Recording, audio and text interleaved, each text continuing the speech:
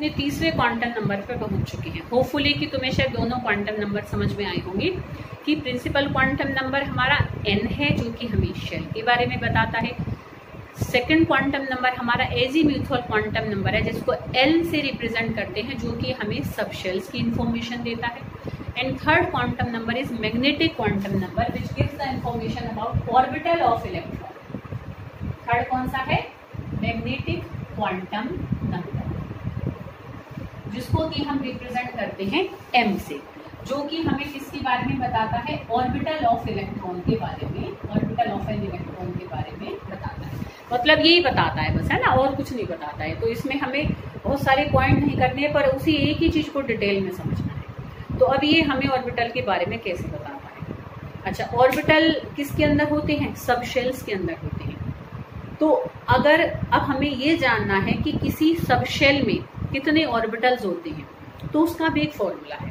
जैसे हमने ये जाना था कि किसी शेल में कितने सब शेल्स होते हैं, उसको तो हमने निकाला था 0 to n-1 फॉर्मूले से, कि किसी शेल में कितने सब शेल्स होते हैं। वो हमने किस फॉर्मूले से निकाला था? From 0 to n-1। अब हमें ये निकालना है कि किसी सब शेल के अंदर कितने ऑर्बिटल्स होते हैं, उसको निकालने का फॉर्मूला होता है -L2 + L। ठीक है, इस फॉर्मूले से हम ये फाइंड आउट कर सकते हैं कि किसी सब शेल के अंदर कितने नंबर ऑफ ऑर्बिटल्स होते हैं। ठीक है बेटा, आ रही है बात समझ में? तो देखो अब हम कैसे निकालेंगे। n से शुरू करेंगे, समझ में आया? चलो पहले नहीं, हम l से ही लेंगे, उससे पहले ना हम ज्यादा लंबा ना खींचे चीजों को। देखो अब अगर हमारी l की वैल्यू है 0, कौन सा सब शेल होता है? वो s सब शेल होता है ना, स्मॉल s बनाते हैं उसको, कैसे भी बना लो, छोटा s वैसे बनाते हैं। ठीक है, तो l जब 0 है तो वो कौन सा सब शेल होता है? s सब शेल होता है। L जब 0 है तो हम m की वैल्यू निकालेंगे, कैसे? -0 2 + 0। अब -0 2 + 0 क्या है? 0 के आगे तो प्लस माइनस का कोई सिग्निफिकेंस नहीं होता, तो m की कितनी वैल्यू आ जाएंगी? m की a की वैल्यू आएगी अगर l 0 है। ठीक है, तो m की कितनी वैल्यू आएगी? a की वैल्यू आएगी, दैट इज 0। इसका मतलब s सब शेल के अंदर एक ही ऑर्बिटल होता है। यहाँ पे जितनी वैल्यूज आएंगी उतने ही ऑर्बिटल्स उस सब शेल के अंदर होंगे। ठीक है, तो एस सब शेल है ओनली 1 ऑर्बिटल।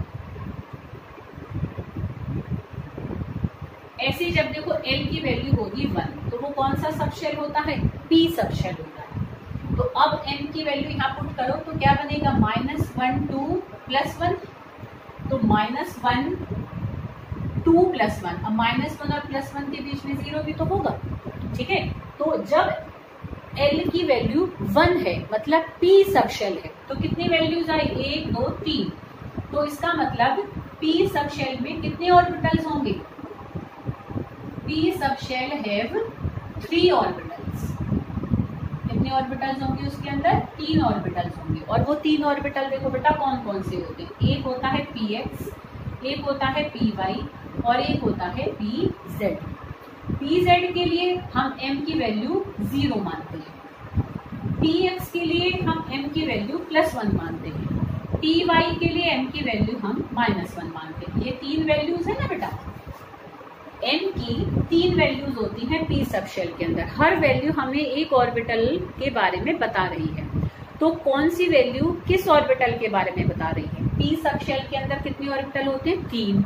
वो तीनों कौन कौन से होते हैं? px, py, pz। जिसमें से pz की वैल्यू इन तीनों में से कौन सी वाली होती है? 0 होती है। px की +1 होती है, py की -1 होती है। ये ध्यान रखना है बेटा, ये तुम्हारे क्वेश्चंस हैं जिसमें ये वैल्यूज यूज होंगी।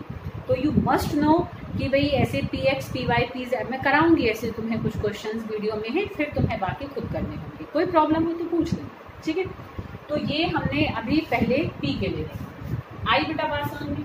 ऐसे ही देखो जब l की वैल्यू 2 होती है तो इसका मतलब वो कौन सा सब शेल होता है? d सब शेल होता है। तो n की वैल्यू कौन कौन सी आएंगी? देखो बेटा -2 2 + 2।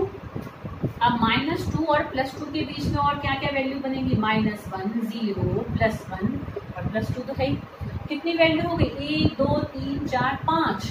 तो इसका मतलब d सब शेल में कितने ऑर्बिटल्स होते हैं? 5 ऑर्बिटल्स होंगे। वो 5 ऑर्बिटल कौन कौन से होते हैं, देखो उनको तुम्हें याद रखना पड़ेगा। देखो एक होता है बेटा dxy, ठीक है, एक होता है dyz, एक होता है dxz, ठीक है बेटा, एक होता है dz², एक होता है dx² माइनस y²। तो अब ये तुम्हें ऐसे 5 इनको याद रखना। ये 5 हमारे कौन होते हैं, d ऑर्बिटल्स होते हैं, ठीक है। अब कौन से d ऑर्बिटल के लिए m की कौन सी वैल्यू है, अब ये भी तुम्हें पता होनी चाहिए। समझ में आ रही बेटा बात कि भाई कौन से के लिए, ये मैं इसको बंद करूं, तो 5 हमारे क्या होते हैं, d ऑर्बिटल्स होते हैं, ठीक है। तो कौन सी वैल्यू किसके लिए, अब ये याद रखना पड़ेगा इसको ना। देखो याद रखने का तरीका है, देखो यहाँ z के लिए 0 थी, तो ज्यादातर z के लिए हम 0 यूज करते हैं, y के लिए हम -1 यूज करते हैं और x के लिए हम +1 यूज करते हैं। अब तुम कहोगे तो इसमें तो दो, इसमें तो ज्यादा आ रहे हैं मैम, कैसे याद करेंगे, सब याद हो जाएंगे। देखो जिसमें खाली z है, जिसमें z है, तो जैसे इसमें ये z का ही था तो 0 थी, यहाँ देखो खाली z है तो यहाँ इनकी वैल्यू क्या होगी, 0 होगी। ये 5 वैल्यू है ना, तो अब ये पांचों इन पांचों के लिए, तो कौन सी किसके लिए, ये हमें याद रखना है, ठीक है। तो dz² के लिए 0 होगी। अब जिसमें एक z आ रहा है, देखो इन दोनों में एक z आ रहा है, तो जिन दोनों में एक z आ रहा है उनके लिए +1 और -1 होंगी। फिर बड़ा आसान है याद करना, जिसमें x है उसकी +1 होगी और जिसमें y है उसकी -1 होगी, ठीक है। अब दोनों ही xy वाले बच गए, इन दोनों की एक की +2 है और एक की -2 है, ठीक है। तो जो हमारी xy वाला है इसकी हमारी -2 होती है और जो x² माइनस y² है इसकी हमारी +2 होती है, ठीक है। तो ऐसे ये वैल्यूज तुम्हें क्या रहनी चाहिए, यू मस्ट लर्न देम, तो ये वैल्यू तुम्हें याद रहनी चाहिए, ठीक है बेटा, कि स्क्वायर वालों के लिए +2 है और जो हमारा खाली xy है उसके लिए -2 है, ठीक है।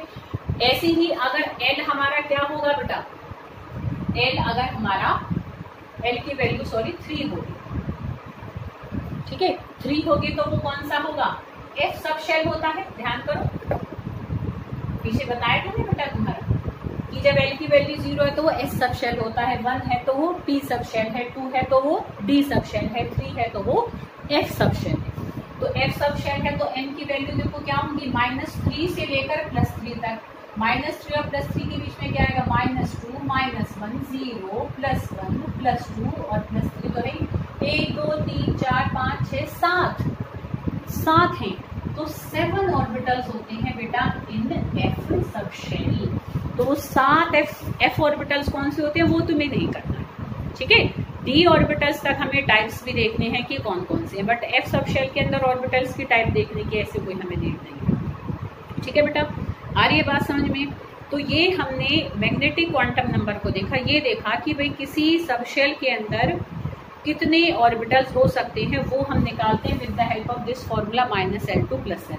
अच्छा एक और भी फॉर्मूला होता है जो हमें ये बता देता है कि भाई किसी सब शेल के अंदर नंबर ऑफ ऑर्बिटल्स कितने होंगे, कौन कौन से होंगे, देखो वो तो हमें यहाँ से भी पता लगा, वैल्यूज अलग अलग पता लगे, पर है कितने, s में कितना होता है 1 ऑर्बिटल, p में कितने होते हैं 3 ऑर्बिटल, d में कितने होते हैं 5 ऑर्बिटल, f में कितने होते हैं 7 ऑर्बिटल।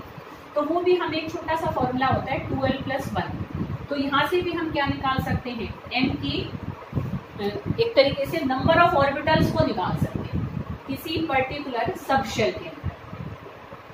जैसे मान लो अब मुझे l की वैल्यू तुम्हें कहे कि भाई l की वैल्यू अगर 2 है, l की वैल्यू 2 है तो वो कौन सा सब शेल होता है, D, ठीक है।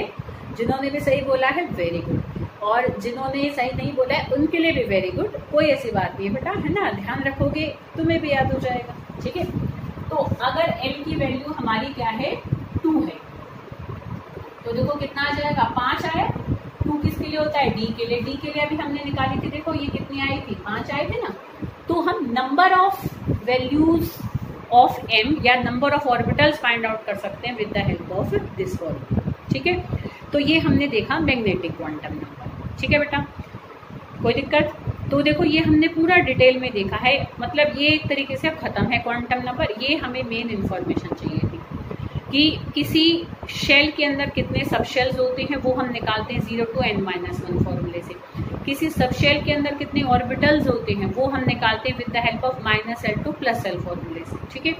अच्छा, एक ऑर्बिटल में बेटा मैक्सिमम 2 इलेक्ट्रॉन रह सकते हैं, 2 से ज़्यादा इलेक्ट्रॉन एक ऑर्बिटल में नहीं रह सकते, ठीक है। ये जो ऑर्बिटल्स हमने देखे, जैसे चाहे px की बात करूँ मैं, चाहे dxz की बात करूँ, तो कोई भी ऑर्बिटल होता है, चाहे वो s का है, चाहे p का है, चाहे d का है, किसी का भी है, एक ऑर्बिटल में ज़्यादा से ज़्यादा 2 इलेक्ट्रॉन आ सकते हैं, उससे ज़्यादा नहीं आ सकते हैं। ये एक इन्फॉर्मेशन है जो आगे तुम्हें मतलब आगे जिसको यूज़ करो, ठीक है, क्लियर। तो ये मैग्नेटिक क्वांटम नंबर था। लास्ट हमारा जस्ट एक स्पिन क्वांटम नंबर होता है, तो वो ऐसे कुछ हमें खास मतलब हमें इतनी उसकी लीड नहीं है। इसको अच्छा एम भी कहते हैं, इसको ML से भी रिप्रेजेंट कर देते हैं, ऐसे स्मॉल हार्ट्स को ऐसे सब्सक्रिप्ट लगा देते हैं,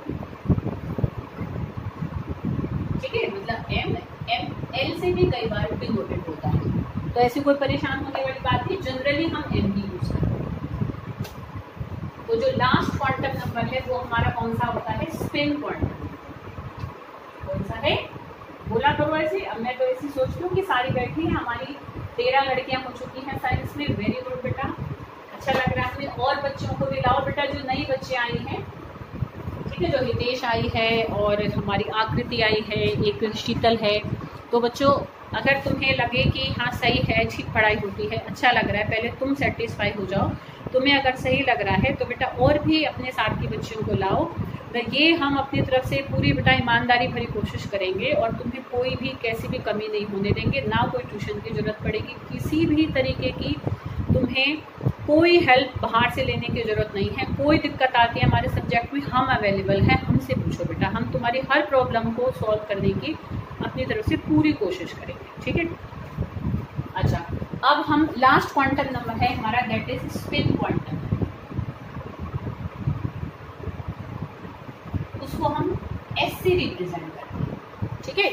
ये सिंपल हमें about the orientation of electron बताता है, about the motion of electron बताता है कि इलेक्ट्रॉन कैसे घूम रहा है। अब इलेक्ट्रॉन या तो क्लॉकवाइज घूमेगा या एंटी क्लॉकवाइज घूमेगा। तो जब क्लॉकवाइज घूमता है तो हम S की वैल्यू +½ मानते हैं, और जब एंटी क्लॉकवाइज घूमता है तब हम S की वैल्यू -½ मानते हैं। जब हम क्लॉकवाइज घूमता है तो हम इलेक्ट्रॉन को ऐसे बनाते हैं, आगे चल के हम उनको बनाएंगे भी। तो ऊपर की तरफ तीर का मतलब इलेक्ट्रॉन घड़ी की तरह चल रहा है, और नीचे की तरफ अगर हमने तीर बना रखा है तो इसका मतलब इलेक्ट्रॉन घड़ी के उल्टे डायरेक्शन में, मतलब it moves in anti clockwise direction in that particular orbital, ठीक है। अरे बेटा बात समझ में। तो ये हमारा स्पिन क्वांटम नंबर होता है, जो कि हमें इलेक्ट्रॉन की ओरिएंटेशन के बारे में, मतलब कैसे वो घूम रहा है, ओरिएंटेशन को ऐसे नहीं कहेंगे, about the motion of electron बताता है, ठीक है, कि इलेक्ट्रॉन क्लॉकवाइज घूम रहा है कि एंटी क्लॉकवाइज घूम रहा है। तो this is spin quantum number.